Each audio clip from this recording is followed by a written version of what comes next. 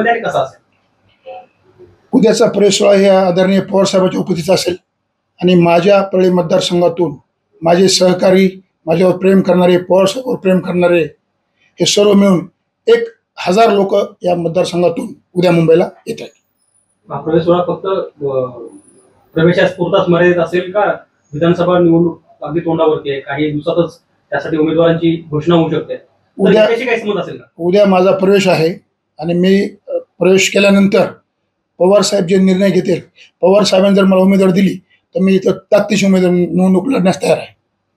पण याच निवडणुकीमध्ये आपल्या घरचे सुद्धा काही सदस्य आहेत जे उमेदवाराच्या शर्यतीमध्ये आपल्या सोबतच आहेत, तर मग कोणाच्या नेतृत्वाखाली कोण या ठिकाणी निवडून येणार? आम्ही पवार साहेबांच्या खाली नेतृत्वाखाली निवडणूक लढवणार आहोत आणि प्रत्येकाला तिकीट मागण्याचा अधिकार आहे.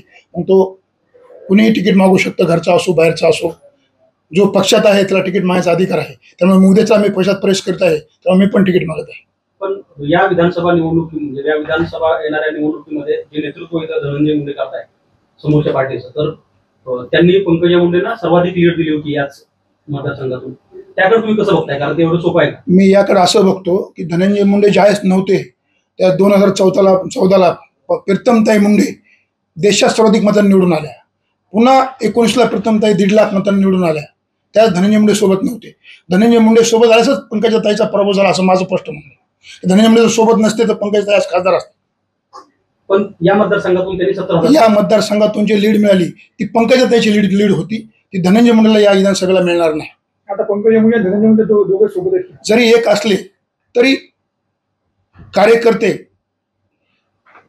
पंकजाताईचे कार्यकर्ते पंकजाताईच्या म्हणण्यावर धनंजय मुंडेला मत करणार नाहीत असं माझं स्पष्ट म्हणणं आहे. परळी विधानसभाचा चेहरा बदलणार आहे का? आमची तर तशी मागणीच आहे की परळी विधानसभेचा चेहरा बदलला पाहिजे. चेहरा नवा आहे म्हणून तर बदल हवा आहे. आणि आम्हाला असं वाटतं परळी मतदारसंघाच्या या आम्ही जो दौरे करतो फिरतो की येणारा परळी मतदारसंघ शरद पवार साहेबांचाच उमेदवार निवडून येईल. धन्यवाद.